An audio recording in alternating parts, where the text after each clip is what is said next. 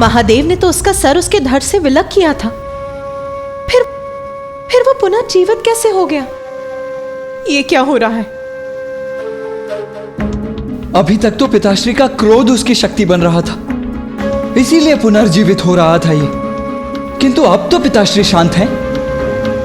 जलंधर का वध भी किया उन्होंने, फिर वो कैसे जागृत हो उठा?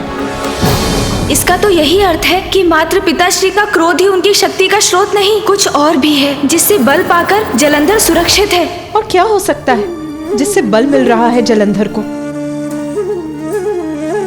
जो महादेव के बल को विफल करे, ऐसा बल और किसमें हो सकता है भला? इस रहस्य को शीघ्र ज्ञात करना होगा हमें। कैसे दूर होगा ये संकट? प्रथम पूज्य श्री गणेश जी की युक्ति और महादेव के प्रहारों के बाद भी इसका अंत नहीं हो रहा। नहीं, कुछ तो अनुचित हो रहा है।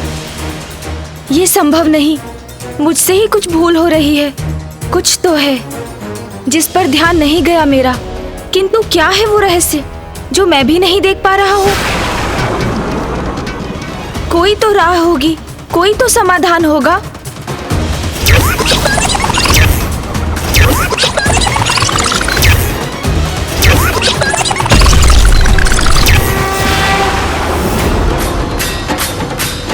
कुछ तो सुना था मैंने जब हम कैलाश लौटे थे और पिताश्री ने जलंधर को चुनौती दी थी। हाँ, अवश्य कुछ सुना था उस समय। क्या सुना था गणेश तुमने?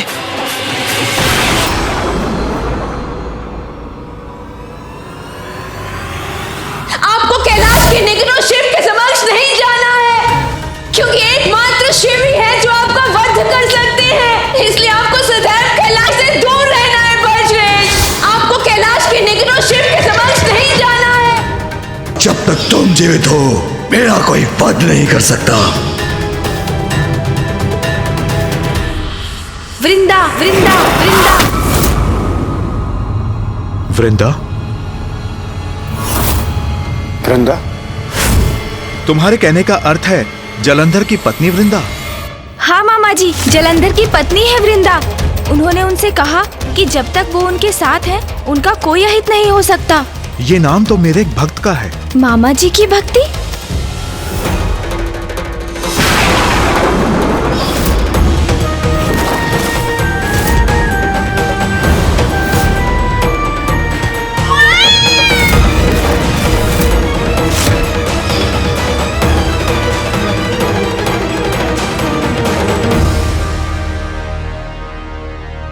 गणेश, जब तक वृंदा जीवित है, जलंधर का अंत असंभव है। जलंधर का अंत असंभव है। जलंधर का अंत असंभव है। ये तो विचित्र दुविधा उत्पन्न हो गई। वृंदा जी ही जलंधर जी के जीवन का आधार है, किंतु क्यों? ये आपने क्या कहा भ्राता नारायण? जब तक वृंदा जीवित है, जलंधर का अंत नहीं हो सकता। वृंदा के नाम से मुझे उस वरदान का स्मरण हो आया है जो मैंने उसे दिया था। एक समय था जब वृंदा मेरी बहुत बड़ी भक्त थी। शांताकारं भुजगशयनं पद्मनाभं सुरेशं विश्वाधारं गगनसदृशं मेघवर्णशुभांगं लक्ष्मीकान्तं कमलनयनं योगिभिर्धान्यगम्यं वन्दे विष्णुं भवभयहरं सर्वलोकैकनाथम्।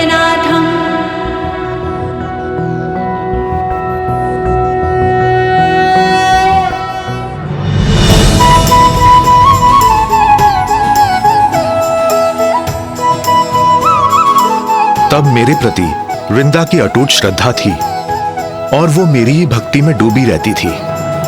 उसकी भक्ति और तपस्या से प्रसन्न होकर एक दिवस मैंने उसे दर्शन दिया और उसे वरदान मांगने को कहा। प्रभु, अगर आप मुझे कोई वरदान देना ही चाहते हैं तो सदा सुहागिन रहने का वरदान दीजिए। मेरे जीवित रहते मेरे पति की कभी मृत्यु ना हो। संसार का कोई मनुष्य, कोई देवता यहाँ तक कि त्रिदेव भी मेरे पति को मारने में सक्षम ना हो पाए। किंतु पुत्री, तुमने अभी तक तो अपने पति का चुनाव तो किया ही नहीं। मुझे विश्वास है प्रभु कि समय आने पर मेरे स्वामी का चुनाव भी हो ही जाएगा। जब भी वो मेरे समक्ष आएंगे और मुझे भा जाएंगे तो मैं भी उनका चुनाव कर लूंगी और फिर आपके वरदान से वो सदा मेरे साथ रहेंगे। मेरे जीवित रहते उनकी कभी मृत्यु नहीं होगी। तथास्तु, तथास्तु, तथास्तु। मैं आपसे ये वरदान पाकर धन्य हो गई प्रभु। कल्याण हो पुत्री।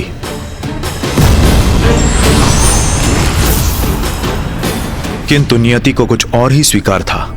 सरल, निष्कपट, पावन हृदय, मेरे प्रति श्रद्धालु, मेरी भक्ति में सदैव डूबी रहने वाली वृंदा ने पति रूप में चुनाव भी किया तो उस दुष्ट असुर जलंधर का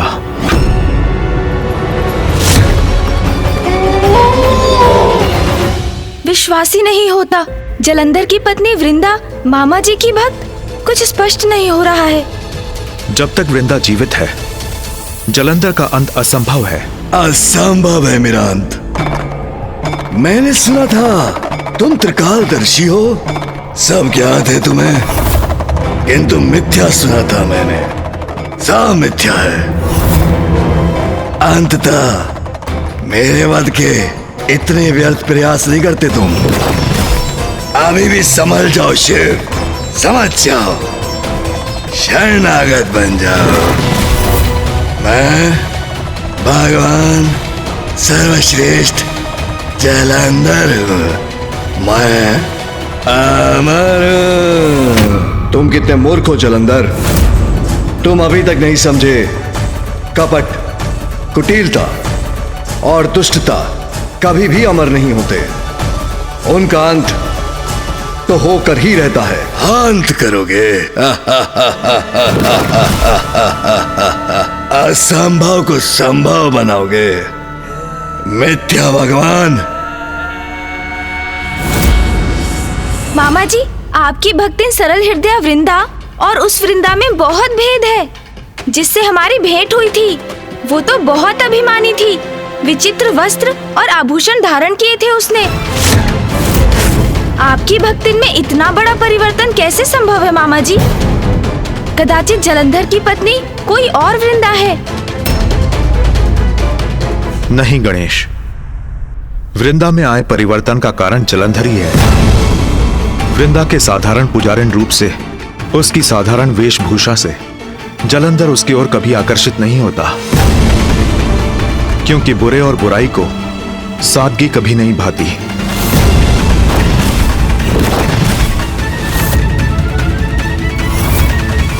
वृंदा मेरी भक्त होकर भी अच्छाई और बुराई में भेद न कर सकी और उसके हृदय में जलंधर को पाने की कामना बढ़ने लगी। हमारी अनुचित कामनाएं हमें पाप की ओर ले जाती हैं। वही वृंदा के साथ भी हुआ। वो मेरी भक्ति त्याग कर जलंधर की कामना करने लगी। यहां तक कि जलंधर को पाने की लालसा में उसने जलंधर जैसा बनने का निर्णय भी ले लिया। अब से मैं भक्ति के मार्ग को त्याग कर वही मार्ग अपनाऊंगी जिससे वो आकर्षित होकर मेरी ओर चले आएंगे। और बुराई को बुराई अपनी ओर खींची लेती है। जब वृंदा बुरी बनी तो जलंधर उसकी ओर आकर्षित भी हुआ। वृंदा हूँ और मुझे ये वरदान प्राप्त है कि मेरे जीवित रहते मेरे पति की मृत्यु कभी नहीं हो सकती। और जब जलंधर को उस वरदान के बारे में ज्ञात हुआ तो वो उसकी ओर और भी लालायित हुआ और इस प्रकार इन दोनों का विवाह संपन्न हुआ।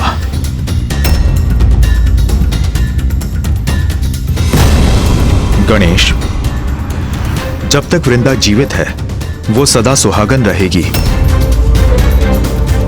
अर्थात वृंदा के जीवित रहते जलंधर का अंत असंभव है। जलंधर का अंत असंभव है। जलंधर का अंत असंभव है।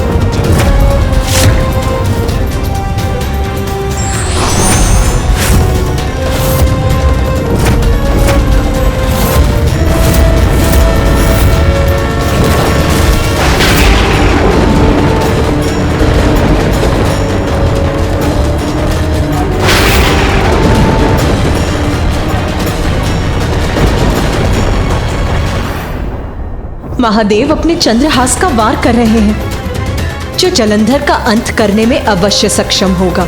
और इस अंतराल में गणेश उसके अंत का कोई ना कोई उपाय अवश्य ढूंढ लेगा। अब कुछ करने का समय आ गया है। चंद्रहास में महादेव की विशेष शक्तियां समाहित हैं। ये एक अमोघ अस्त्र है। पुनः प्रयास कर लो। अपना एक खड़क प्रयोग करके देखना चाहते हो तो वो भी देख लो। मुझे कुछ नहीं हो सकता, क्योंकि मैं भगवान सर्वश्रेष्ठ जलंधर हूं।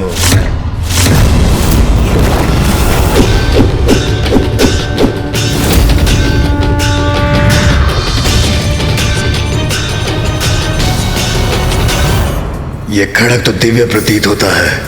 कहीं उस वृद्ध असुर गुरु का कथन सत्य तो ना हो जाए।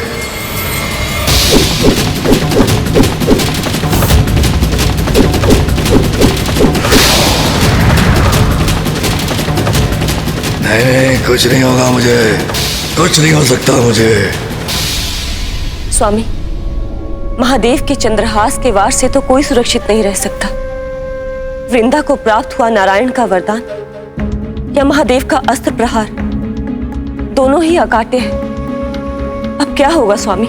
देवी, जलंधर साधारण असुर नहीं है, महादेव की क्रोधाग्नि से उत्पन्न हुआ है और उस नारायण के वरदान से सुरक्षित भी है। कैसे होगा इसका अंत? इतना बड़ा प्रहार किया शिव ने मेरे बलश्रेष्ठ पर। नहीं, मुझे चिंता नहीं करनी चाहिए। जब तक मैं शेष हूं, मेरे बलश्रेष्ठ को कोई क्षति भी नहीं पहुंचा सकता।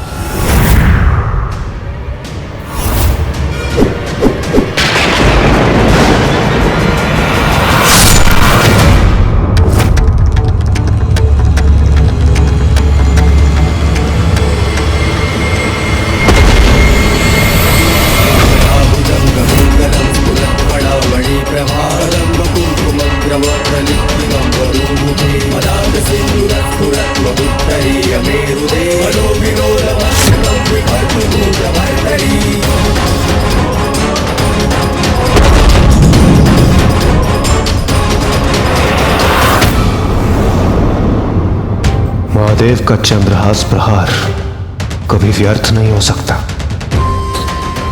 महादेव का प्रहार जलंधर को आघात देगा, किंतु मेरे वरदान की अवमानना नहीं करेंगे महादेव। जलंधर को आहत होने से तो कोई नहीं रोक सकता, किंतु बिना वृंदा का अंत हुए उसका अंत भी कहाँ संभव है? ये तो विकट स्थिति उत्पन्न हो गई।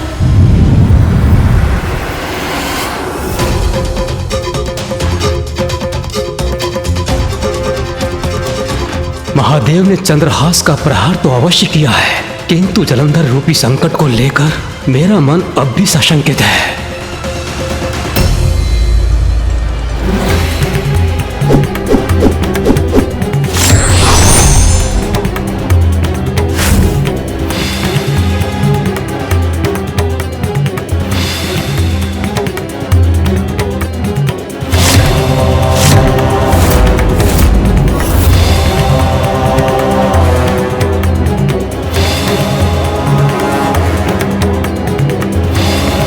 आपने उचित ही किया नाथ,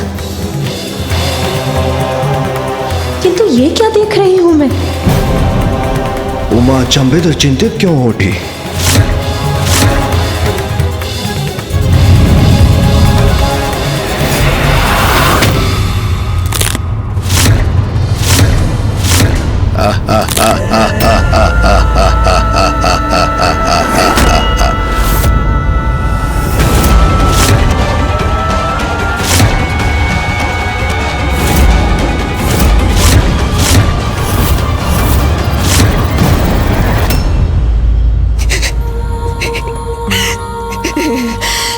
आनंद आ रहा है, मुझे बहुत आनंद आ रहा है। अरे स्वयं को महादेव पुकारते हो और मेरा वध नहीं कर पा रहे, कैसे महादेव हो तुम? बहुत मूर्ख हो जलंधर। दीपक की लौ बुझने से पूर्व एक बार अवश्य फड़फड़ाती है। उसी प्रकार तुम्हारा पुनर्जीवित होना उसी लौ के समान है जो शीघ्र बुझने वाली है। ओ मेरी शंका उचित ही थी। संकट टलने में अभी समय शेष है। अपने सबसे प्रचंड अस्त्र का प्रयोग किया शिव ने, लेकिन फिर भी मेरे बलश्रेष्ठ जीवित है। अब तो प्रमाणित हो चुका कि भगवान है मेरे प्रिय बलश्रेष्ठ, सर्वश्रेष्ठ जलंधर, और मैं हूं उनकी शक्ति। महादेव का चंद्रहास भी जलंधर का अंत नहीं कर पाए। गणेश जी, अब आप ही इसका हल निकालें। समस्या कितनी भी विकट क्यों ना हो, उसका समाधान अवश्य होता है देवराज। और इस समस्या को मिटाने का उपाय है वृंदा। अब मैं स्वयं उनके पास जाऊंगा, क्योंकि उनकी मुक्ति का समय अब आ गया है, जिसके लिए वो नारायण की भक्ति कर रही थी। किंतु पुत्र गणेश, तुम क्या कहोगे उससे? कैसे समझाओगे उसे? मेरा विश्वास कीजिए मामा जी, जो उचित है वही कहूँगा और वही करूँगा भी। हाँ,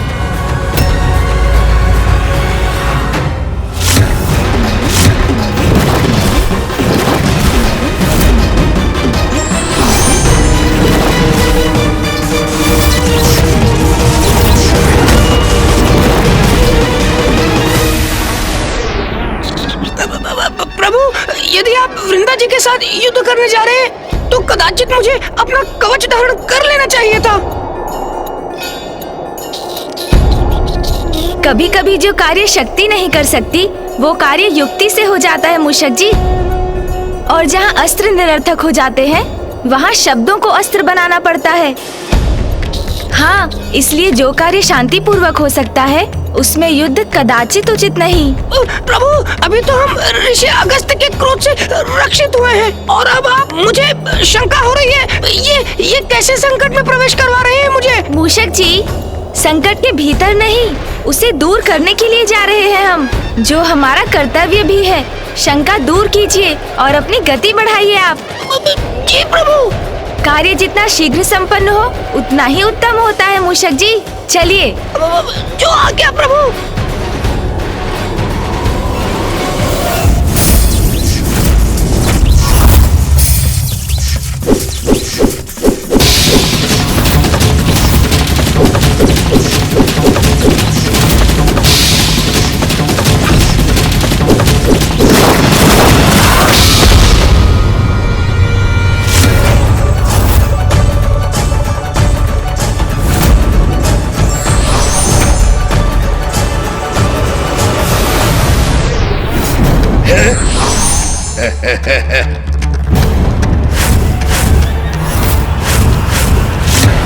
त्रिदेव भी मेरा वध नहीं कर सकते, त्रिदेव भी मेरा वध नहीं कर सकते।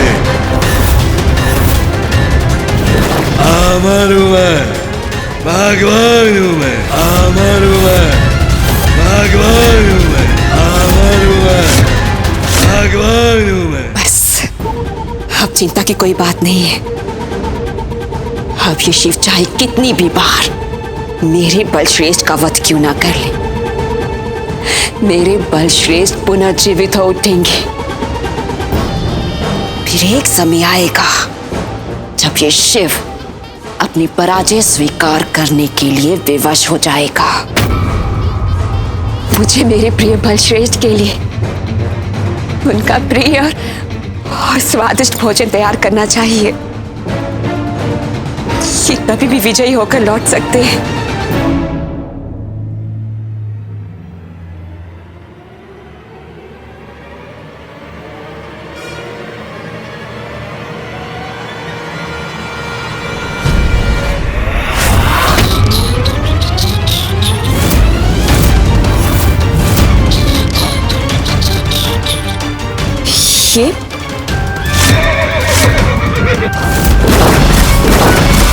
ये तो वही गजमुख बालक है, शिव पुत्र है ये।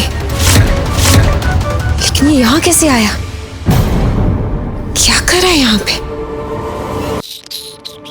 सुनो, रुको। यहाँ क्या कर रहे हो तुम?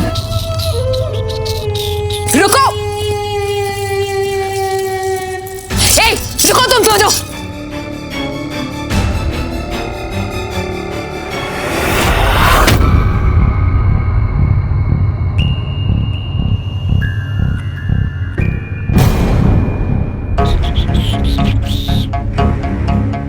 यहाँ से ये कैसी ध्वनि आ रही है?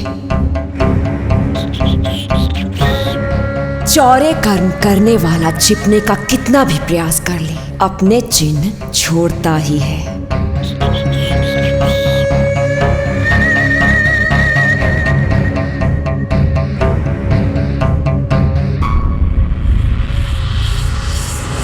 प्रभु, पूर्ण विश्वास है ना आपको? जो लेने आए थे वो मिल गया आपको? हाँ मूषक जी, मैं इसमें कोई भूल नहीं कर सकता। ये तो मैंने जलंधर जी के कक्ष से ही ढूंढ निकाली है। प्रभु, प्रभु, एक बार मुझे भी दिखाइए ना। नहीं नहीं मूषक जी, ये तो वो शक्ति है जिससे जलंधर का अंत हो सकता है। अच्छा, भैया ने मुझे बताया था कि जलंधर को नष्ट करने का एकमात्र यही उपाय है। आपको ज्ञात है, उसकी समस्त शक्तियों का स्रोत है ये शक्ति। हम इसे कहीं दूर ले जाकर नष्ट कर देते हैं मूषक जी, और तब उसके पश्चात उधर जलंधर स्वयं को नष्ट कर लेगा। हाँ चलिए मूषक जी। रुको।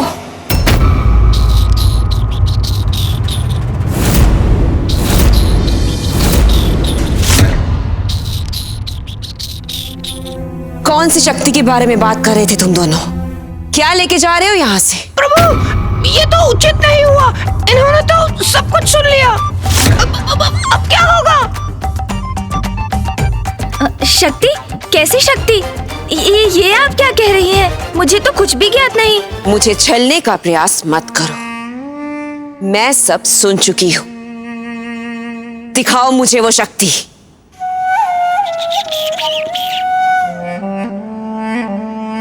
ये गजमुख अवश्य मेरे साथ कोई छल कर रहा है। ऐसी कोई शक्ति है ही नहीं, क्योंकि मेरे प्रिय बलश्रेष्ठ ने मुझे किसी ऐसी शक्ति के विषय में नहीं बताया।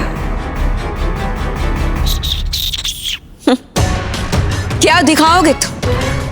ऐसी कोई शक्ति है ही नहीं। इससे पूर्व में भी जब तुम आए थे तो बहुत उपद्रव किया था तुमने, और अब जब तुम्हारे पिता मेरे प्रिय बलश्रेष्ठ से पराजित होने वाले हैं तो तुम कोई बड़ी समस्या खड़ी करने आए हो यहाँ। उचित है वृंदा जी, यदि आपका यही विश्वास है तो यही सत्य होगा। इसलिए जब मैं आपके और जलंधर जी के लिए कोई संकट नहीं, मेरे हाथों में कोई भी अद्भुत शक्ति नहीं, तब तो आपको मुझे निसंकोच लौटने देने में कोई आपत्ति नहीं होगी। चलिए मूषक जी। अरे ये तो जा रहा है यहाँ से। कदाचित मुझे देख लेना चाहिए कि इसकी मुट्ठी में है क्या।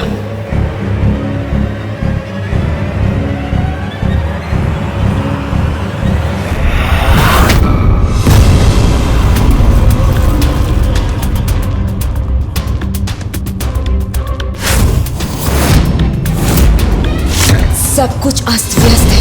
संपूर्ण कक्ष में खोजबीन की है उस बालक ने मेरे बलश्रेष्ठ की। कहीं सत्य में तो कुछ नहीं प्राप्त हो गया उसे, जिससे कि मेरे प्रिय बलश्रेष्ठ को क्षति पहुंच जाए। नहीं नहीं, मुझे रोकना होगा उसे।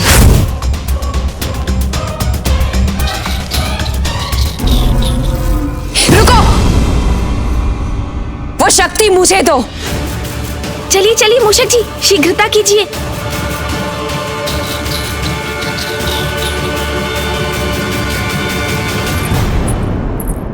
कदापि नहीं दूंगा, कभी नहीं दूंगा। इस शक्ति को यहाँ से कहीं दूर ले जाऊंगा मैं। आपको कभी नहीं दूंगा इसे मैं। मेरे पति मेरे प्रिय बलश्रेष्ठ ने इस राजभवन को सुरक्षा कवच से सुरक्षित रखा है, जिसे भेद कर तुम कहीं नहीं जा सकते। वृंदा जी, आप कितनी भोली हैं। हम जिस प्रकार यहाँ आए थे उसी प्रकार यहाँ से चले भी जाएंगे। वृंदा जी, जलंधर जी को पराजित करने के लिए मैं शक्ति को आपसे सुरक्षित रखूंगा, ले जाऊंगा यहाँ से, और आप मुझे कुछ नहीं कर सकेंगी। इतनी उद्दंडता तुमने सोच भी कैसे लिया कि तुम उस शक्ति को यहाँ से लेके जा सकते हो? अभी इसी क्षण लौटो यहाँ।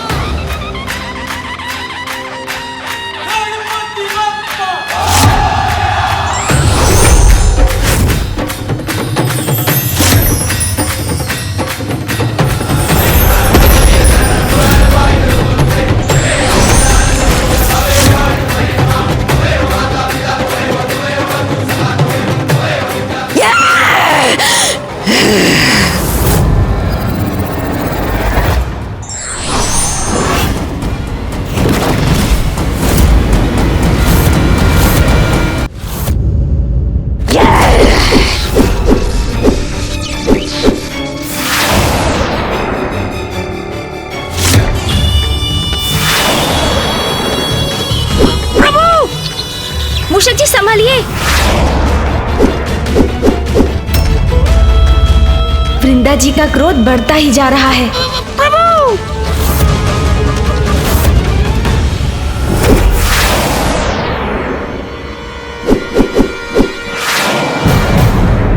इस बार मैं तुम्हें यहाँ से जाने नहीं दूंगी।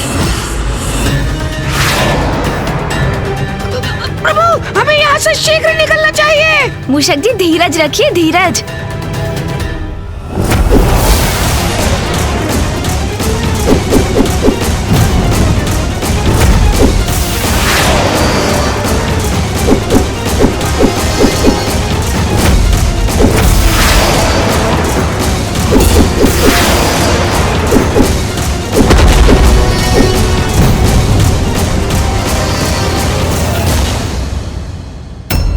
गणेश, वो सुरक्षित तो है।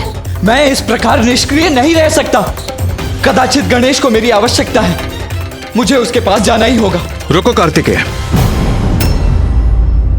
गणेश बुद्धि से श्रेष्ठ है। मुझे विश्वास है वो वहां सुरक्षित होगा।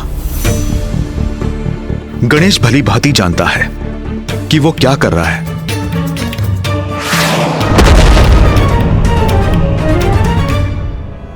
कैसी विडंबना है ये। एक और गणेश वृंदा को संभाल रहा है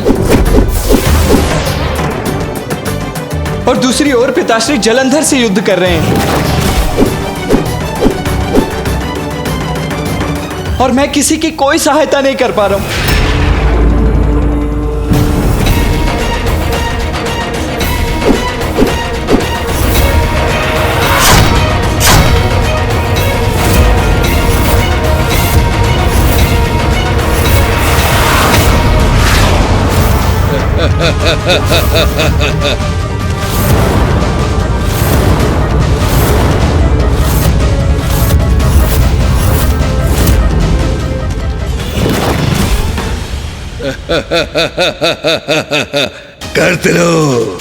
करते रहो मुझ में वार। समय की कमी नहीं है मेरे पास, क्योंकि मैं भगवान सर्वश्रेष्ठ जलंधर हूं।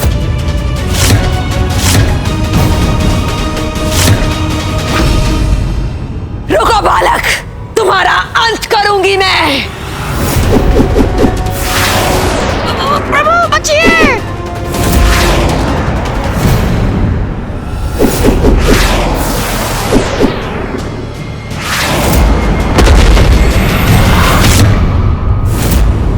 इस बार मैं तुम्हें यहां से जाने नहीं दूंगी।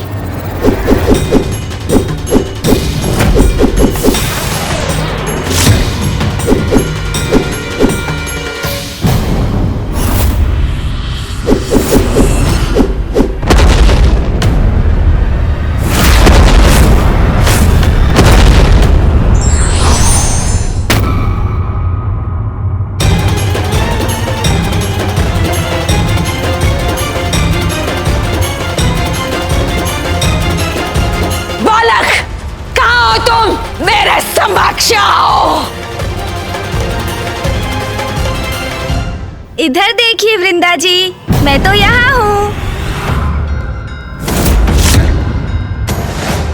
वृंदा जी, ये शक्ति तो आपको संभालकर सुरक्षित रखनी चाहिए थी। अब जब मुझे ये शक्ति प्राप्त हो गई है और आपको ज्ञात हो गया है कि आपके पति पराजित होने वाले हैं, तो आप ऐसा उपद्रव कर रही हैं। किंतु मैं अब विलंब नहीं कर सकता। चलिए मूषक जी। जी प्रभु।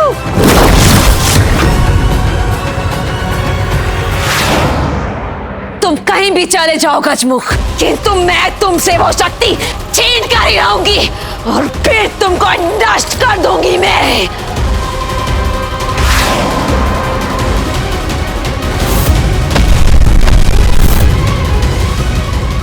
चतुर गणेश अंततः वृंदा को उस स्थान तक ले ही आया जहां वो लाना चाहता था।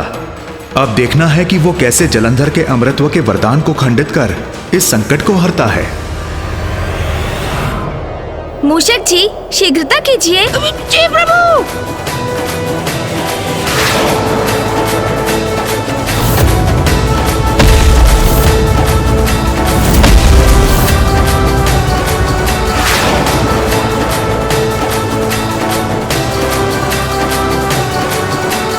आइए आइए वृंदा जी, यदि शक्ति चाहिए तो आइए, ले लीजिए मुझसे।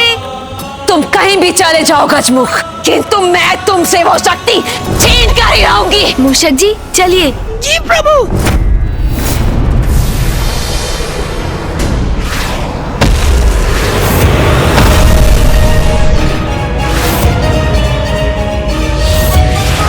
मैं तुम्हें पकड़ कर ही रहूंगी गजमुख, और फिर मुझसे तुम्हारी रक्षा कोई नहीं कर पाएगा।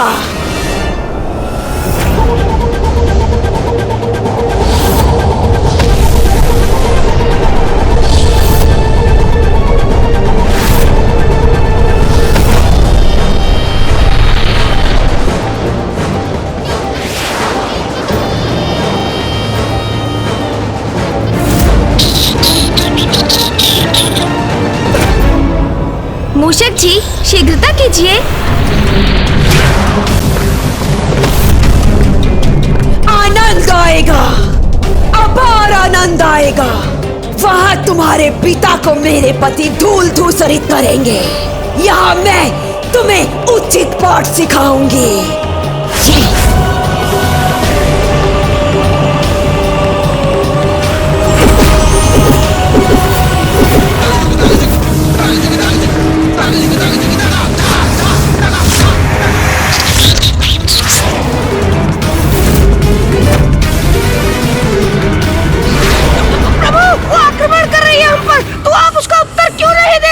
युद्ध तो मैं भी कर सकता हूँ मूषक जी, किंतु मैं अपने हाथों से किसी स्त्री का वध नहीं करना चाहता।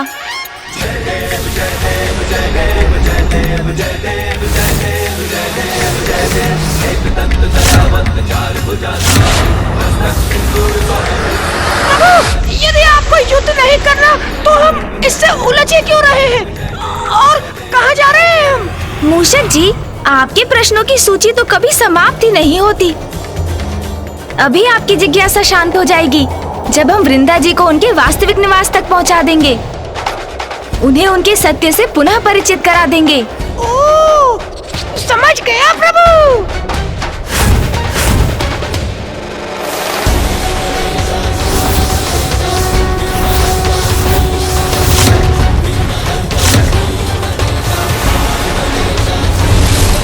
मूषक जी, जब मैं संकेत दूं, आप सीधे नीचे उतर जाइएगा।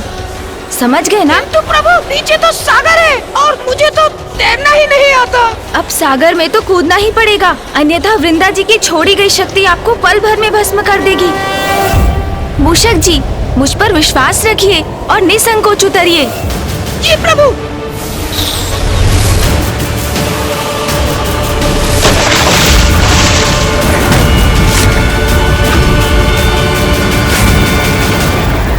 भाग कर जा रहे हो गजमुख? कहीं भाग कर नहीं जाने दूंगी तुम्हें। व्यर्थ प्रयास कर रही हैं आप। सागर की अतल गहराई में आप मुझे कभी नहीं पकड़ सकेंगी वृंदा जी। वास्तविक भगवान की पत्नी हूँ मैं। तुम्हें कहीं से भी ढूंढ निकालने की क्षमता है मुझ में। जल में हो या थल में, तुम मुझसे कहीं नहीं बच सकते।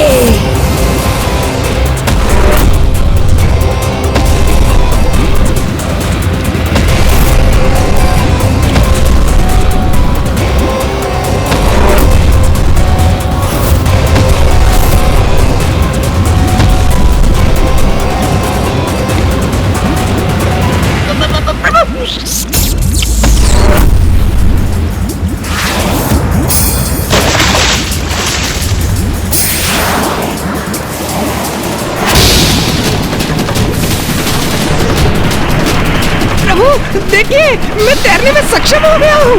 तैर रहा हूँ मैं। मूषक जी, प्रत्येक व्यक्ति के भीतर अनेकों संभावनाएं और क्षमताएं छिपी होती हैं, जो विपरीत परिस्थितियों में उसका साथ देने के लिए उजागर होती हैं। आवश्यकता है तो बस अपने ऊपर विश्वास और साहस की। चलिए, बस आप आगे बढ़ते जाइए।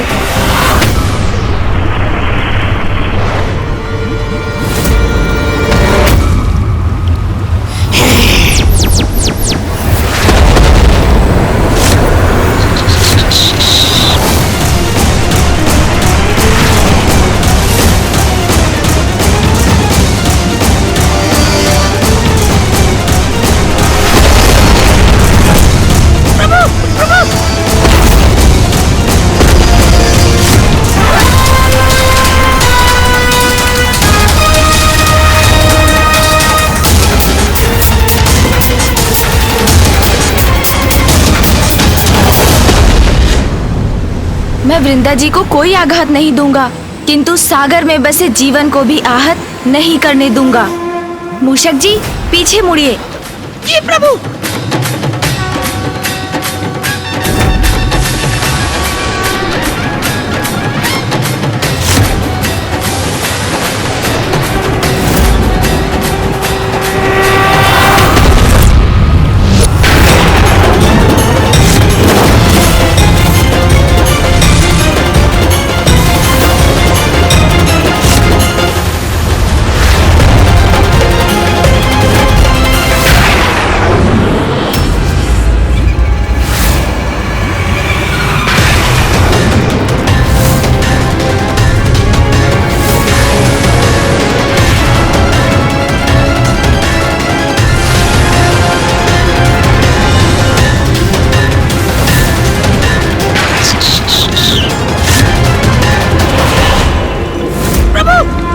मूषक जी, ऊपर चलिए।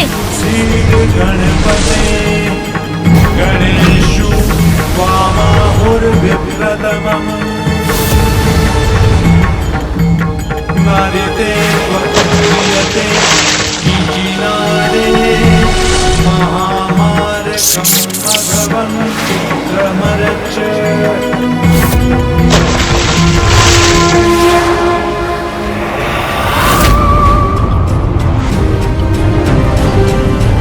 गया वो गजमुख।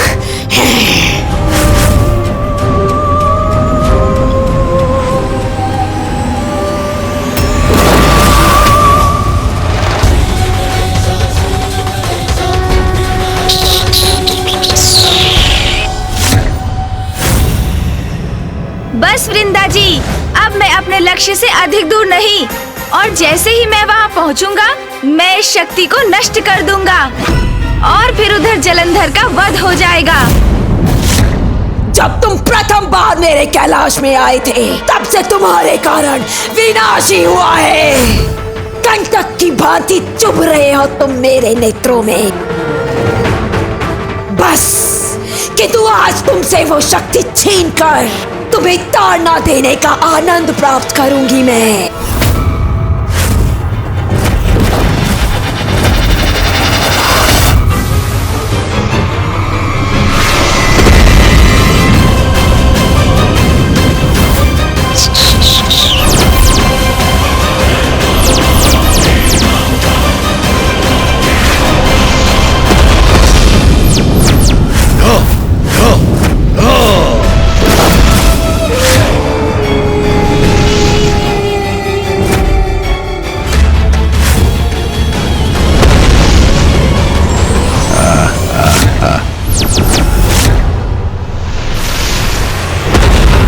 मूषक जी, आप उस शिला के पीछे छिप जाइए और मेरी प्रतीक्षा कीजिए।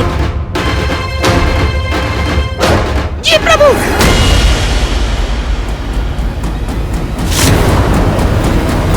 रुको दुष्ट, कहाँ भाग रहे हो तुम? आइए आइए वृंदा जी, यदि शक्ति चाहिए तो आइए, ले लीजिए मुझसे। आइए आइए। कहीं भी छिप जा तू, मैं तुम्हें ढूंढ कर ही निकालूंगी।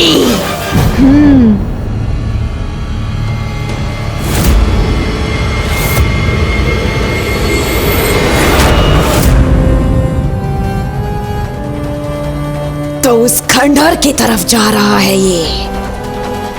मैं इसके पूर्व वहां पहुंच जाऊंगी और अंत कर दूंगी इसका।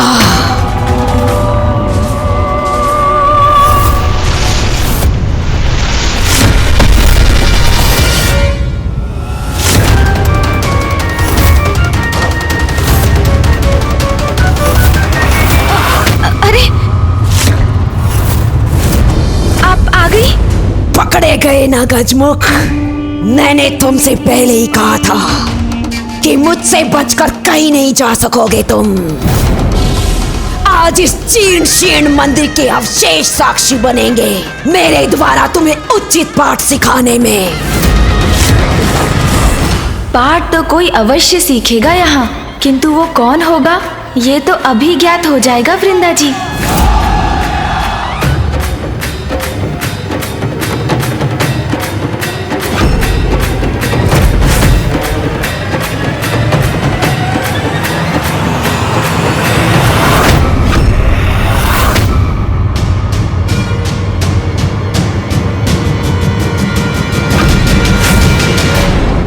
तुम्हारी मुष्टि तो रिक्त है। कहाँ है वो शक्ति? कौन सी शक्ति वृंदा जी? मेरे पास तो कोई शक्ति थी ही नहीं। मैं तो बस आपको यहाँ तक लाना चाहता था, इस जीर्ण शीर्ण मंदिर में जो साक्षी था आपके पूर्व समय का, जिस मंदिर में आप सदा तप में लीन रहती थीं।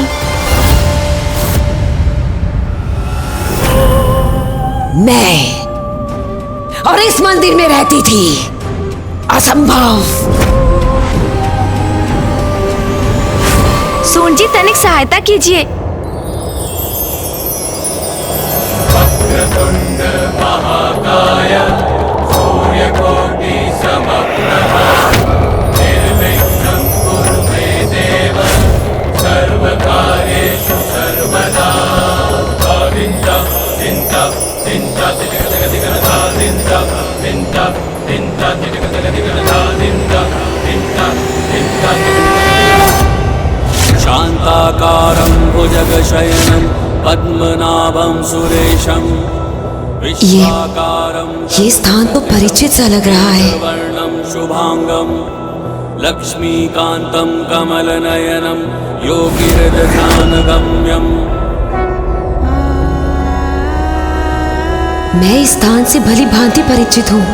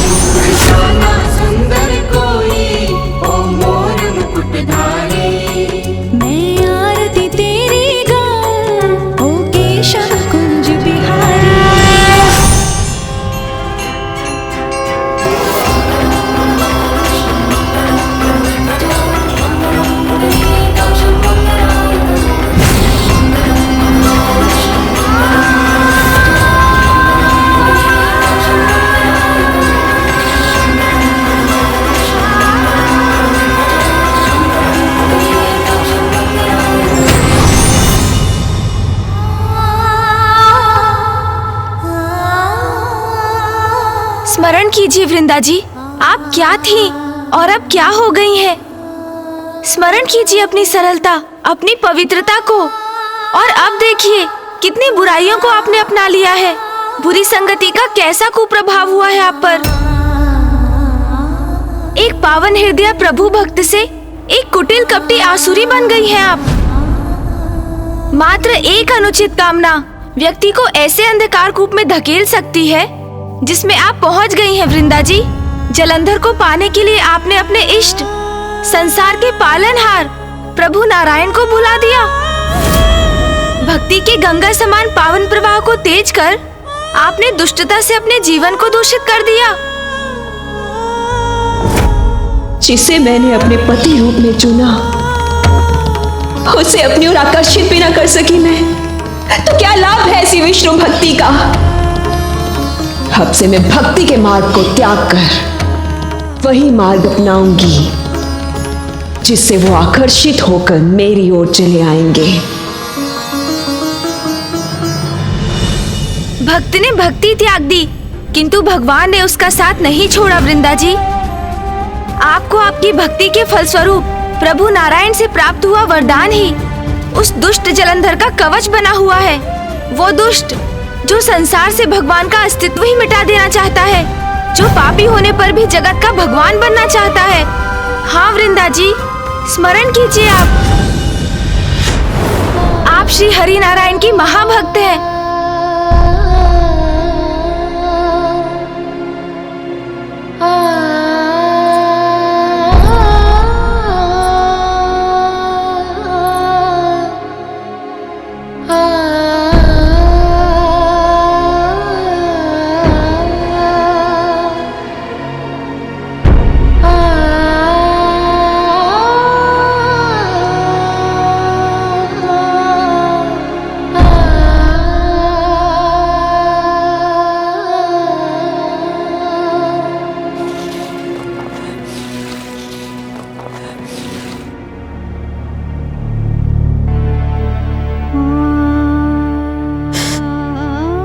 मैं क्या कर बैठी? इतना बड़ा अपराध कैसे हो गया मुझसे नारायण? मेरे आराध्य, मैं ऐसी कपटी कुटिल कैसे बन गई?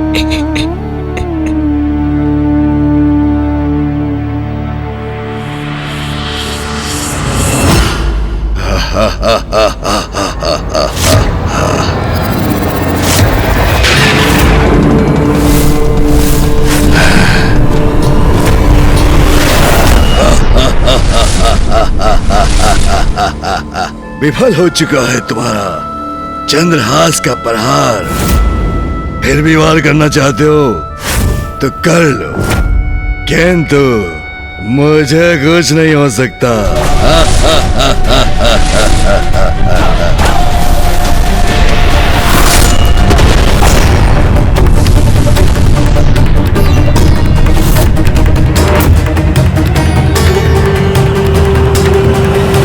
क्या पुनः जीवित हो उठेगा? इसके शीश पुनः उगाएंगे?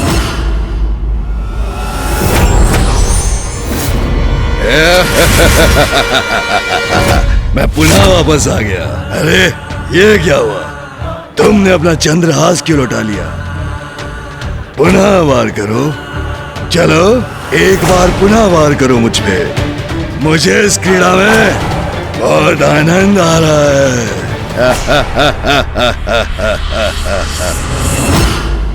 इस दुष्ट की उद्दंडता अब सहन नहीं कर पा रहा हूं मैं। गणेश, कहां हो तुम? विघ्नहर्ता हो तुम अनुज। इस विघ्न को कब दूर करोगे तुम?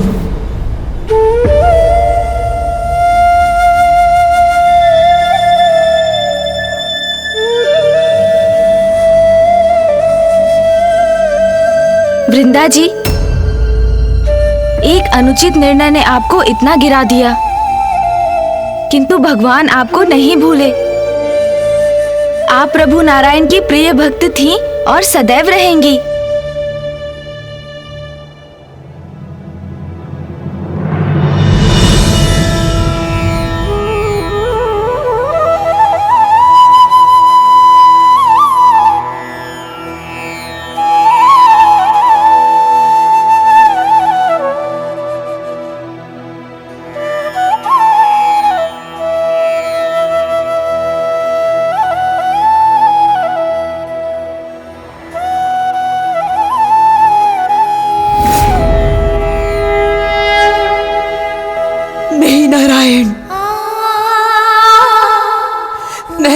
वरदान को इस संसार के लिए अभिशाप नहीं बनने दूंगी। ऐसा कदापि नहीं होने दूंगी मैं। अनुचित किया है मैंने, किंतु अब सब उचित कर दूंगी मैं। ओम नारायणाय नमः। ओम नारायणाय नमः। ओम नारायणाय नमः। ओम नारायणाय नमः। ओम नारायणाय नमः।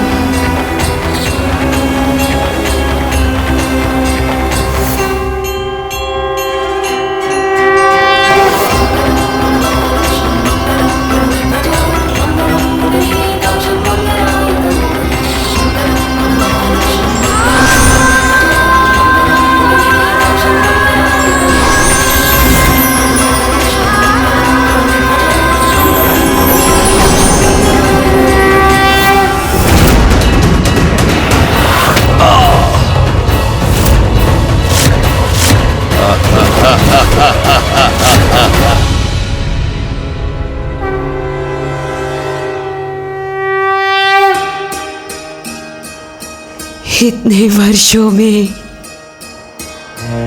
ऐसी अद्भुत आत्मिक शांति, ऐसे परम सुख का आनंद आज पुनः प्राप्त हो गया मुझे।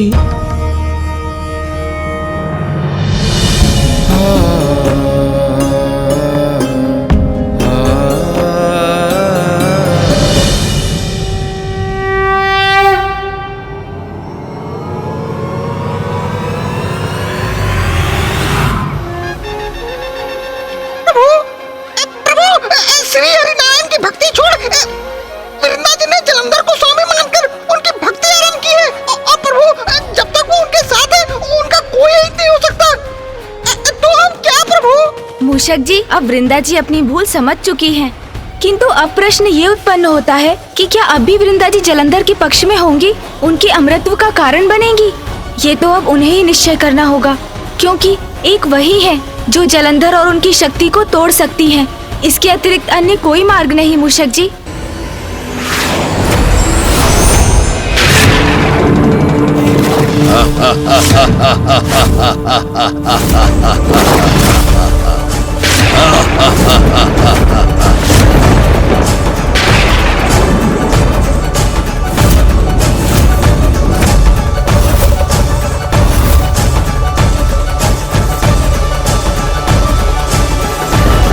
बस जलंधर, बस अति हुआ। अब तुम्हारा अंत अवश्य होगा। मूर्ख भगवान, अब तक तुम ये नहीं समझे कि तुम कुछ भी कर लो, मेरी मृत्यु नहीं हो सकती।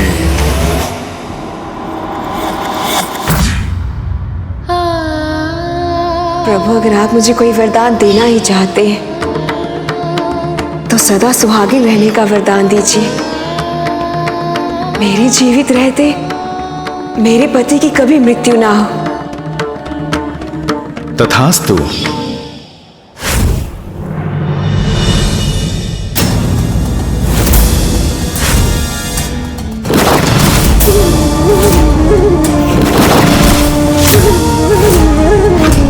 असुर गुरु है शुक्राचार्य, वही हमें संसार पर विजय प्राप्ति का मार्ग सुझाएंगे।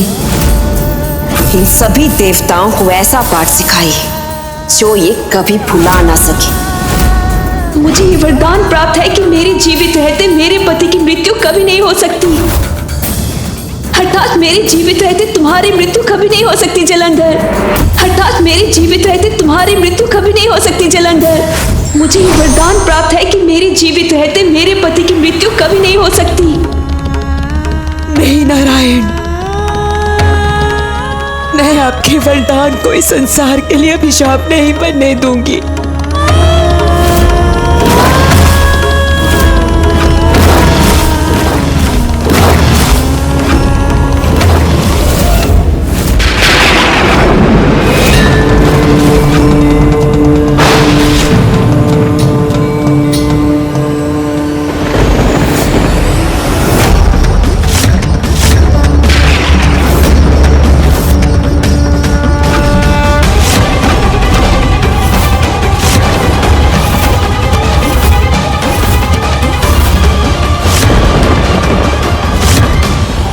मुझे लगता है मुझे फिर से स्मरण कराना होगा कि जब तक मेरी पत्नी वृंदा जीवित है मुझे कुछ नहीं हो सकता।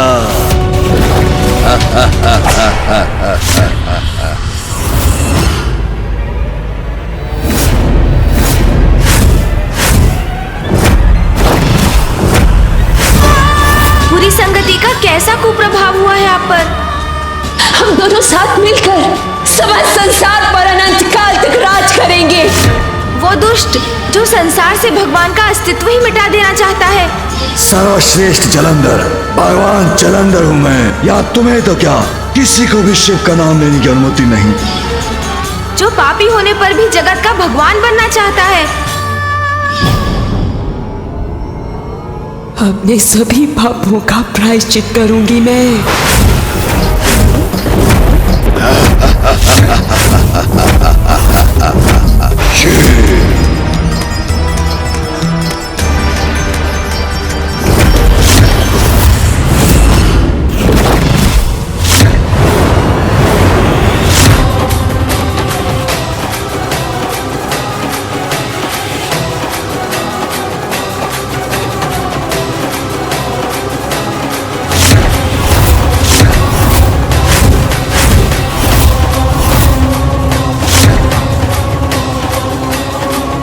अपने इस पापमय जीवन से मुक्त हो जाऊंगी मैं।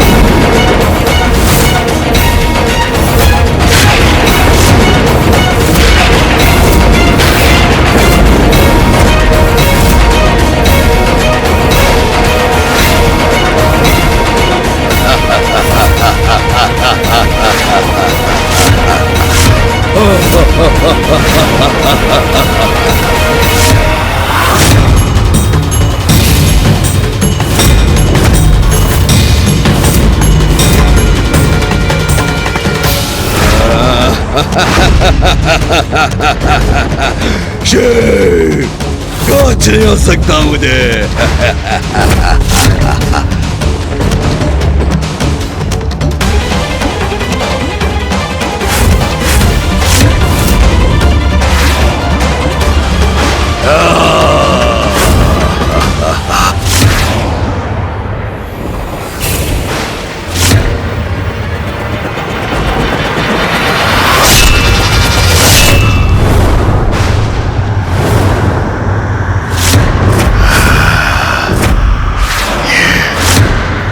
भविष्य में तुम्हारी पत्नी ही तुम्हारे लिए मारक संकट बनेगी। वृंदा,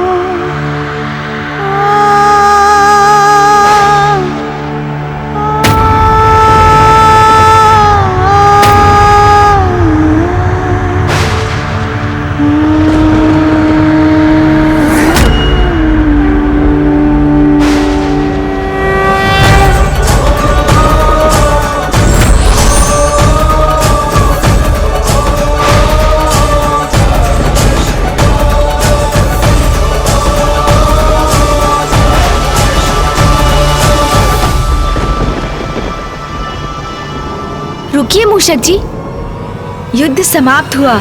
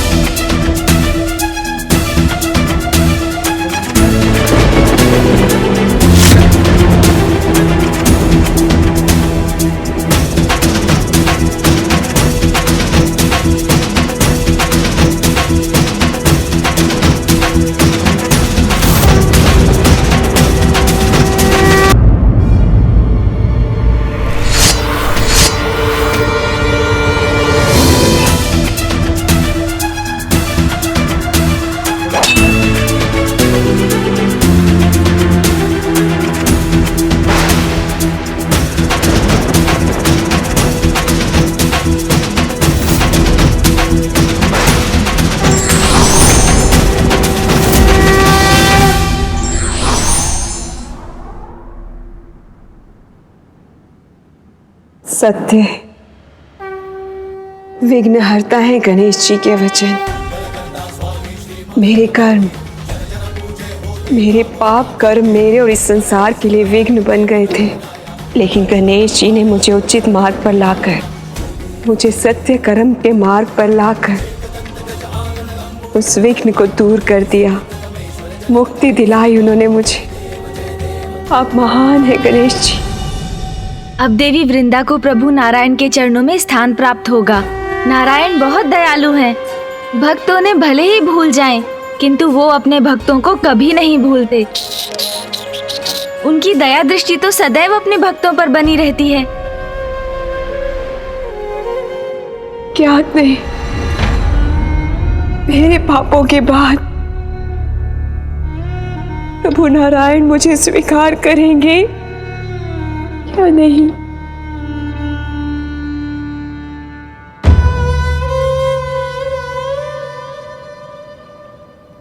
शान्ताकारं भुजगशयनं पद्मनाभं सुरेशं विश्वाधारं गगनसदृशं मेघवर्णशुभांगं लक्ष्मीकान्तं कमलनयनं योगिभिर्धान्यगम्यं वन्दे विष्णुं भवभयहरं सर्वलोकैकनाथम्।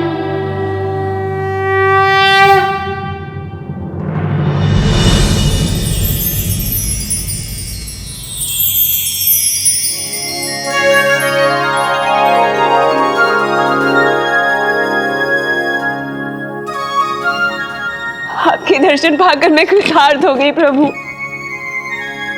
अपने पापों के कारण मैं आपसे चाहे कितनी भी क्षमा याचना करूं कम है प्रभु, फिर भी मुझे क्षमा कर दीजिए प्रभु। पुत्री वृंदा, संसार के हित के लिए तुमने स्वयं को दंड दे दिया। अब तुम मुक्ति की अधिकारी हो। धन्यवाद प्रभु।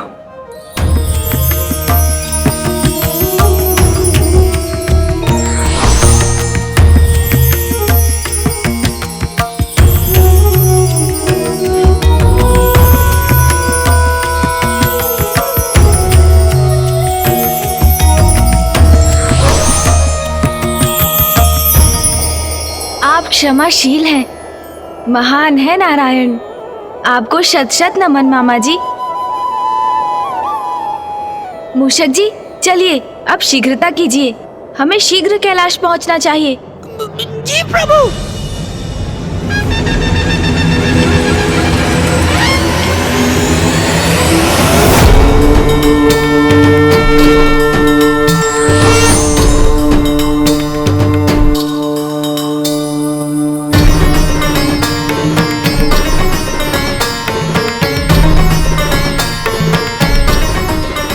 बस कुछ ही क्षण बाद ये दुष्ट पुनः उठ खड़ा होगा।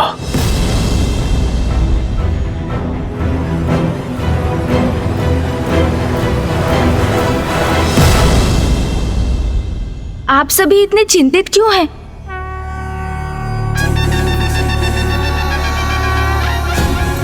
प्रणाम माँ, प्रणाम पिताश्री। पुत्र गणेश, तुम कुशल तो हो ना? और वृंदा? मैं भी कुशल हूँ माँ, और वृंदा जी भी। मामा जी ने स्वयं उन्हें उचित मार्ग जो दिखाया है ना मामा जी? महादेव, जलंधर अब पुनः जीवित नहीं होगा, क्योंकि मैंने वृंदा को वरदान दिया था कि जब तक वो जीवित है उसका पति मृत्यु से सुरक्षित रहेगा। परंतु गणेश के कारण मैंने वृंदा को मोक्ष प्रदान कर दिया है। जलंधर अब मृत्यु के मुख में जा चुका है। पिताश्री, जलंधर ने घोर पाप किए। उसके अपराध बहुत बड़े थे, किंतु अब आपने उनका विनाश कर दिया। और आपके त्रिशूल से जिसका भी वध होता है उसका अहंकार तो स्वतः ही मिट जाता है पिताश्री। महादेव, जलंधर आपकी क्रोधाग्नि से उत्पन्न हुआ था, इसीलिए कदाचित आपका उसको मोक्ष प्रदान करना ही उचित होगा।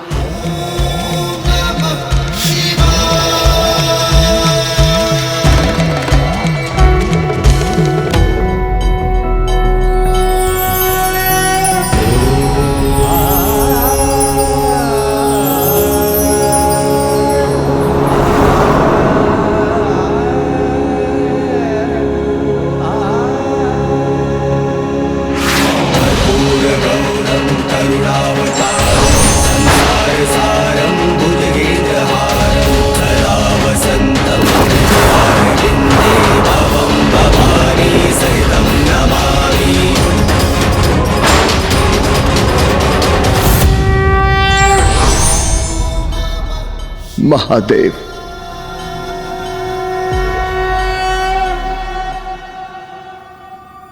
अहंकारवश मैं कितना बड़ा अपराध कर बैठा।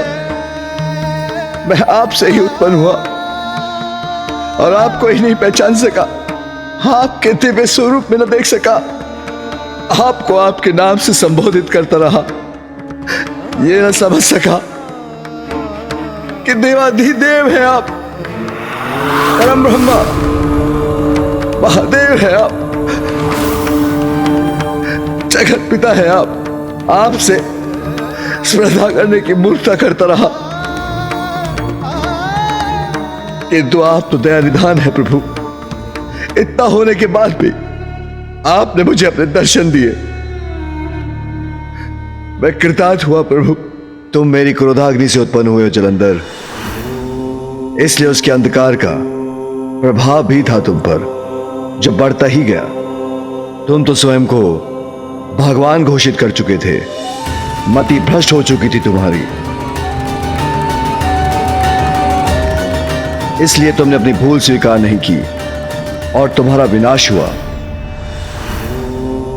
किंतु मेरे त्रिशूल के वार से तुम्हारे भीतर के अंधकार अर्थात तुम्हारे अहंकार का भी नाश हुआ है। मुझे क्षमा कर दीजिए महादेव, मुझे क्षमा कर दीजिए।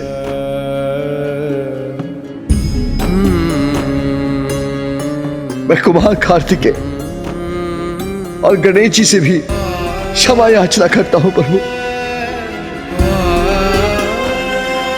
उन्होंने मुझे सत्य दिखाने की चेष्टा की, मुझे समझाने का प्रयास किया, किंतु अहंकारवश मैं कुछ न देख सका प्रभु। किंतु जिस पर अहंकार हावी हो सकता है वो भला सत्य कहां देख सकता है। मैंने अहंकारवश इनके साथ भी बुरा व्यवहार किया, मुझे क्षमा कर दीजिए, मुझे क्षमा कर दीजिए प्रभु। महादेव, मुझ पर एक कृपा कीजिए। मैं आपकी क्रोधाग्नि से उत्पन्न हुआ हूं, तो पुनः मुझे अपने भीतर समाहित कर मुक्ति दीजिए प्रभु। जलंधर, जो तुम्हारे पापों का आधार था, तुम्हारे उस अहंकार को मैंने मिटा दिया। अब तुम्हारी आत्मा को अपने भीतर समाहित कर तुम्हें मोक्ष प्रदान करूंगा। महादेव की जय, महादेव की जय, महादेव की जय।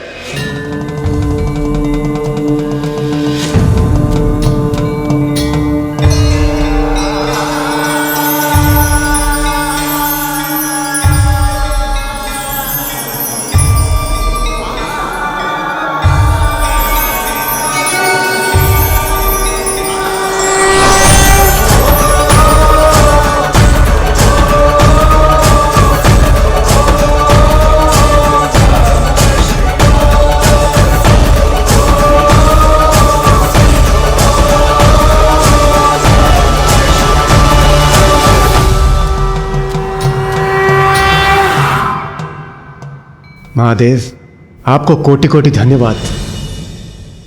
आपने एक बार पुनः हम सभी को और इस सृष्टि को एक महान संकट से रक्षित किया। नहीं देवराज, इस संकट के टलने का, इस विजय का श्रेय तो मुझसे कहीं अधिक पुत्र गणेश को जाता है। पिताश्री, भैया और मामा जी की सहायता के बिना ये कहाँ संभव था?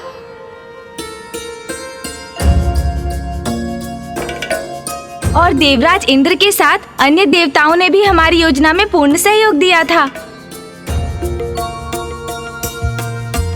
सम्मिलित शक्ति और उचित युक्ति से ही हम इस संकट को पराजित कर सके। प्रथम पूज्य गणेश की जय, विघ्नहर्ता श्री गणेश की जय, पार्वती नंदन श्री गणेश की जय, प्रथम पूज्य श्री गणेश की जय। माँ, आपके आशीर्वाद से ही तो मेरी सफलता है। पुत्र, मेरी भी यही कामना है विघ्नहर्ता। तुम इसी प्रकार संसार के सभी विघ्न दूर करते रहो। जलंधर सृष्टि के नियमों को उलटने पर तुला था, सृष्टि का सर्वनाश करने चला था, किंतु प्रथम पूज्य गणेश जी, आपने उसके अंत का उपाय कर हम सभी को एक घोर महासंकट से बचा लिया। देवराज इंद्र, मैंने तो मात्र अपना कर्तव्य निभाया, वही किया जो धर्मोचित था, किंतु हमें स्मरण रखना चाहिए कि भैया ने भी इस कार्य में मेरी सहायता की। वे इस समय अवधि तक शांत रहे, क्रोधित नहीं हुए वो, तभी तो हमारी युक्ति सफल हो सकी।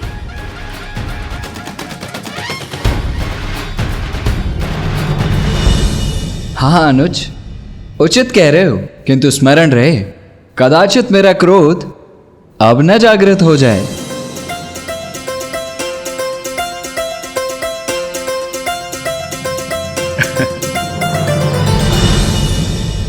त्रिदेव, माता पार्वती, प्रथम पूज्य गणेश जी, हम सभी को अब प्रस्थान करने की अनुमति दीजिए। नारायण नारायण।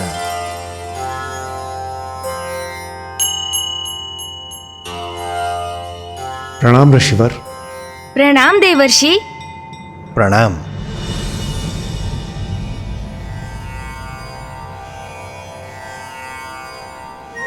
आज्ञा? अभी देवराज, ये कुछ अनुचित कर रहे हैं आप आज। मैं अनुचित कर रहा हूं? किंतु मुझे ज्ञात ही नहीं है कि मैं क्या अनुचित कर रहा हूं। देवऋषि, कृपया शीघ्र बताइए क्या अनुचित हुआ है मुझसे। देवराज इंद्र, जब संकट आप पर कोई छाता है तो प्रथम स्मरण आपको महादेव और प्रथम पूजनीय गणेश जी का ही आता है। तत्पश्चात आप भागे हुए यहाँ आते हैं और जैसे ही गणेश जी वो संकट मिटाते हैं, उसी क्षण आप पुनः लौट के भाग जाते हैं। ये परमार्थ नहीं, ये तो स्वार्थ है।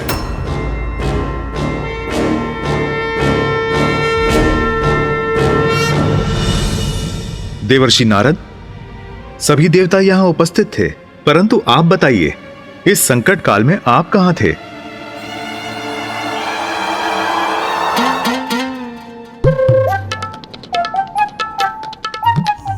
नारायण नारायण।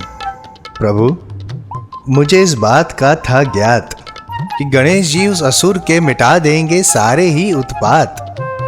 विश्वास था मुझे, समस्त समस्याओं को वे करेंगे नष्ट।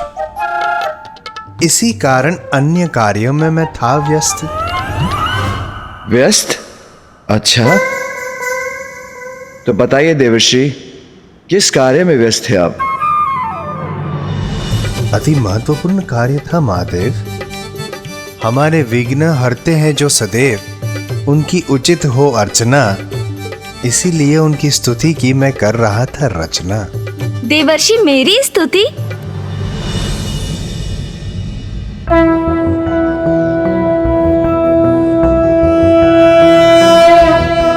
प्रणम्यं शिरसा देव गौरीपुत्रं विनायकं भक्तावासं स्मर नित्यम् आयुः कामार्थसिद्धये प्रथमं वक्रतुण्डं च एकदन्तं द्वितीयकं तृतीयं कृष्णं पिङ्गाक्षं गजवक्त्रं चतुर्थकं लम्बोदरं पंचमं च षष्ठं विकटमेव च सप्तमं विघ्नराजेन्द्रं धूम्रवर्ण तथाष्टकं नवमं भालचन्द्रं च दशमं तु विनायकम् एकादशं गणपतिं द्वादशं तु गजाननं द्वादशैतानि नामानि त्रिसन्ध्ययः पठेन्नरः न चाभिघ्नभयं तस्य सर्वासिद्धिकरं प्रभो।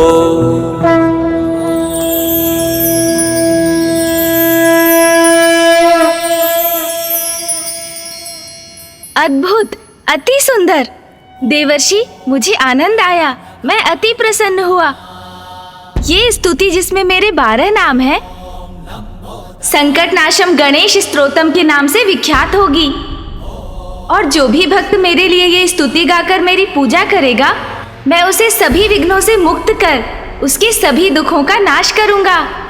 मैं कृतार्थ हुआ प्रथम पूजनीय गणेश जी, आपका सत्य सत्य धन्यवाद। देवऋषि, ये हमारा सौभाग्य है जो आपके मुख से हमें प्रथम पूज्य विघ्नहर्ता गणेश जी की इतनी अद्भुत स्तुति सुनने को मिली। हम कृतार्थ हुए। प्रथम पूज्य श्री गणेश जी की जय, विघ्नहर्ता श्री गणेश जी की जय, पार्वती नंदन श्री गणेश जी की जय। मुझे तुम पर गर्व है पुत्र गणेश। सत्य है अनुज गणेश, तुम्हारी बुद्धि की शक्ति किसी बलशाली योद्धा के बल से भी अधिक बलवान है। भैया, ये तो आपका प्रेम और आशीर्वाद है। प्रथम पूज्य गणेश जी, हम सभी को प्रस्थान करने की अनुमति दीजिए।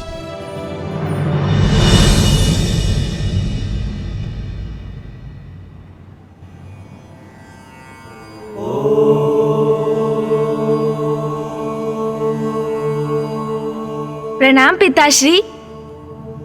आपने मुझे स्मरण किया पिताश्री। हाँ गणेश, जलंधर का तो वध हो गया, किंतु जो शेष है उसका भी अंत होना चाहिए।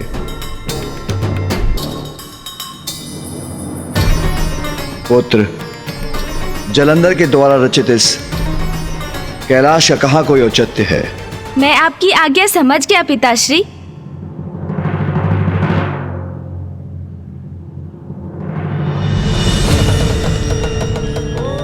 संसार में जो भी मिथ्या है उसका अंत होगा, तभी तो सत्य सभी के समक्ष उजागर होगा।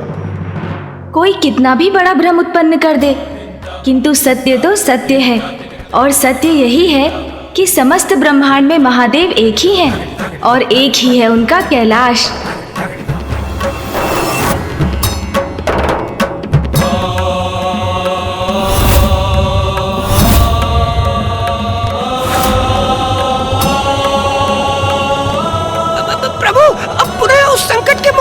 क्यों प्रवेश कर रहे हैं? मूषक जी, आप इतने भयभीत क्यों हो रहे हैं?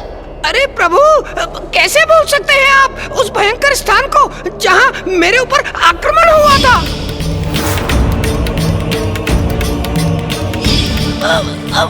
वो तो मैं अपनी गति, अपनी कुशलता से हम दोनों को यहाँ से सुरक्षित निकाल कर ले गया था, अन्यथा।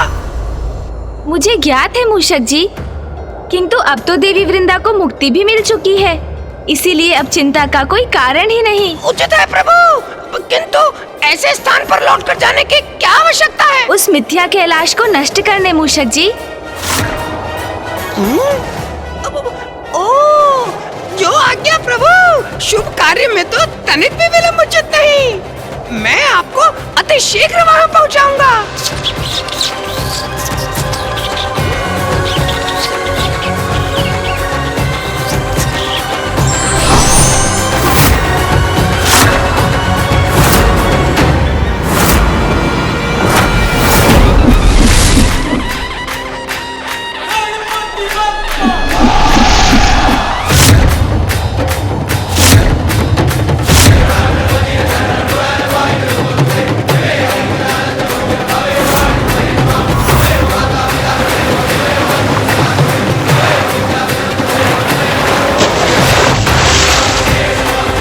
असत्य का कोई अस्तित्व नहीं होता, मिथ्या कैलाश का जहाँ से उदय हुआ था, अंत में वो वहीं समा गया। ये कार्य तो संपन्न हुआ मूषक जी। चलिए अब कैलाश लौट चलते हैं। जी प्रभु।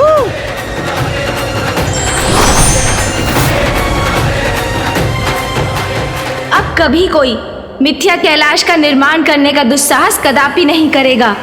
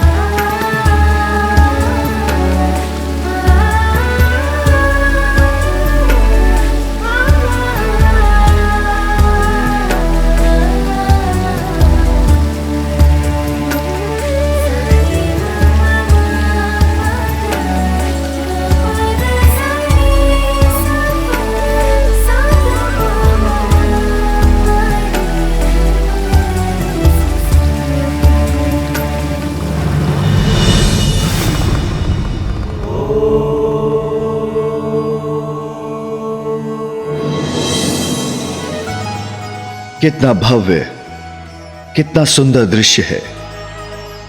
प्रतीत होता है स्वयं प्रकृति उमा ने अपना श्रृंगार आरंभ किया है, जिसके कारण संपूर्ण ब्रह्मांड ने भी अपना नव श्रृंगार प्रारंभ किया है। मूषक जी वो देखिए, ये मेघ कितनी सुंदर, कितनी मनोहर आकृतियां ले रहे हैं।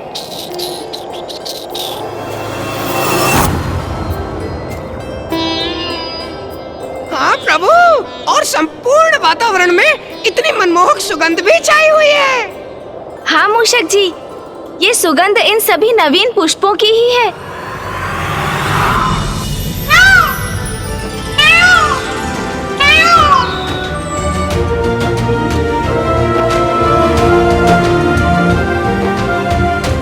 अद्भुत, इतना सुंदर जलप्रपात।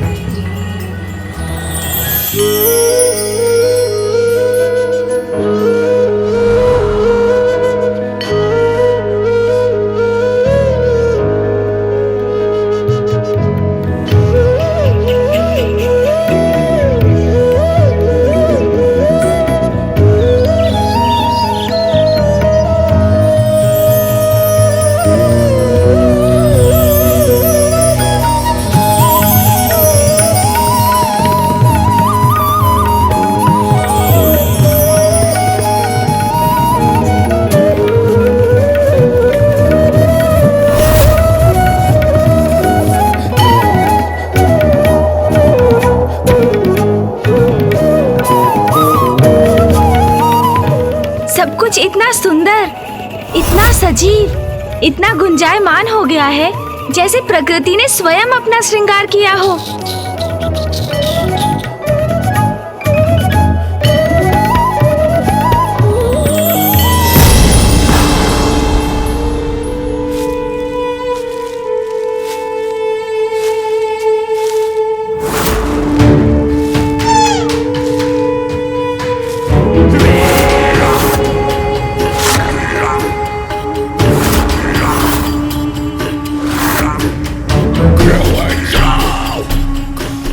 ये मृग बड़ा स्वादिष्ट होगा।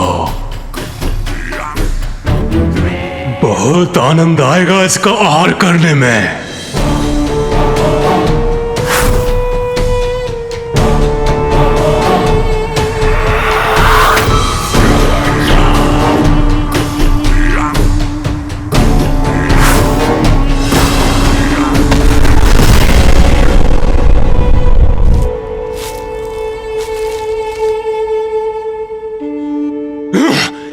कितने समीप थे उसके हम, तब भी वो मृग कैसे भाग गया? मैं उससे पकड़ने ही वाला था कि अचानक इन वृक्षों के मध्य एक प्रकाश उत्पन्न हुआ।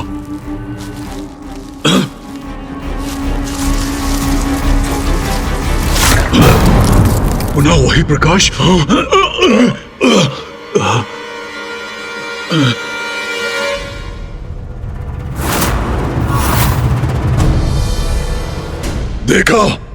देखा तुमने? वो चमकीला प्रकाश पुनः दिखाई दिया। किसी ने हमारे आखिर का ध्यान भटकाया है, उसे वहीं जाकर दंड देना होगा। चलो।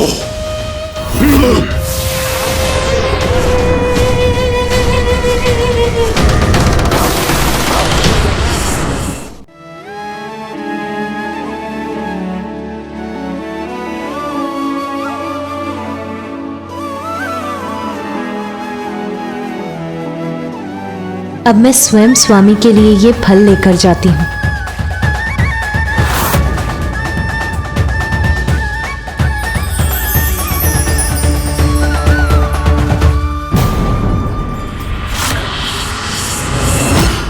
ओह, तो ये है वो स्त्री जिसके कारण हमसे हमारा भोजन दूर हो गया।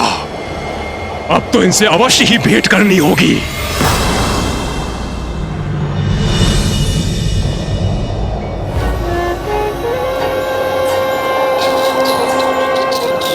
मूषक जी, संपूर्ण वातावरण कितना निर्मल, पावन, सौंदर्य से परिपूर्ण है ना आज। हाँ प्रभु, आज की यात्रा तो बड़ी आनंदमयी है। मूषक जी, गति थोड़ी धीमी कीजिए। मुझे कैलाश के इस मनोहर दृश्य का आनंद लेने दीजिए। वाह प्रभु, आप मुझे सदा गति बढ़ाने को कहते हैं। आज प्रथम बार है जब आपने मुझे धीमी गति से चलने को कहा है। आपके आनंद के लिए प्रभु, ये तो मैं बड़ी प्रसन्नता से करूंगा।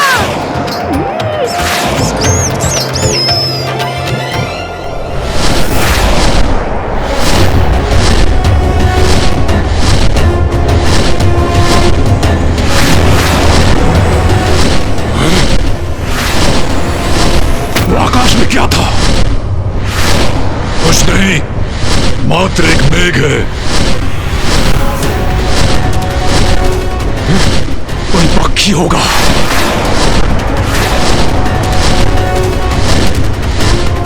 मूषक जी, रुकिए। क्या हुआ प्रभु?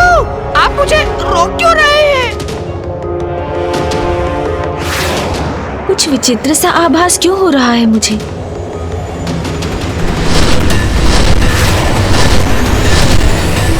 मूषक जी, यहाँ नीचे उतरना होगा आपको। जो आज्ञा प्रभु।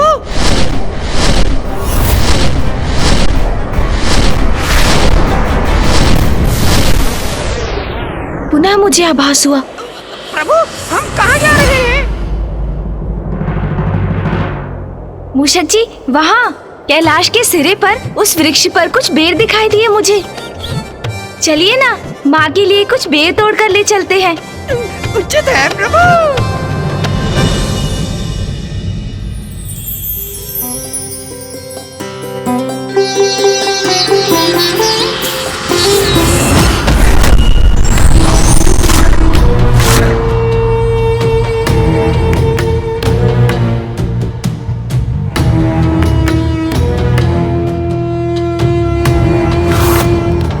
कहाँ गई वो स्त्री?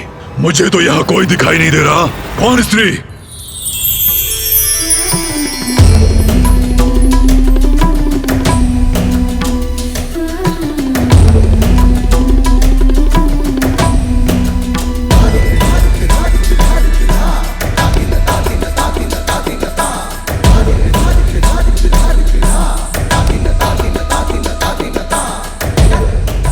हृदय में फुर्ती भर दे, ऐसी पावन वायु का प्रवाह है यहाँ।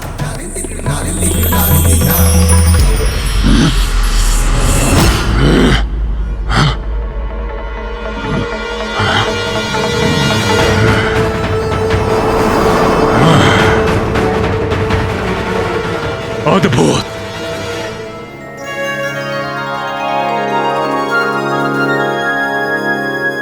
और स्वामी को फल खिलाने में और भी आनंद आएगा मुझे। अभूतपूर्व सौंदर्य है इस स्त्री का। असाधारण रूप है इस देवी का।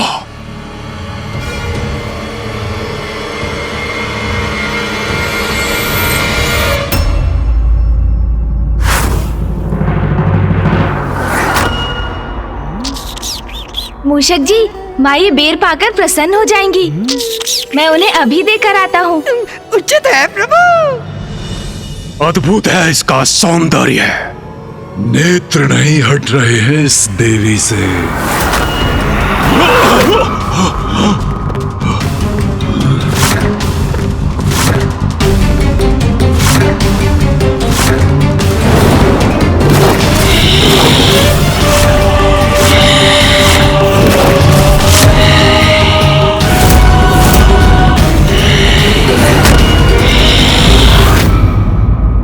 असुरी अंधकार का चक्र कभी समाप्त नहीं होता, किंतु सत्य सदैव उसके अंत के लिए तत्पर रहता है।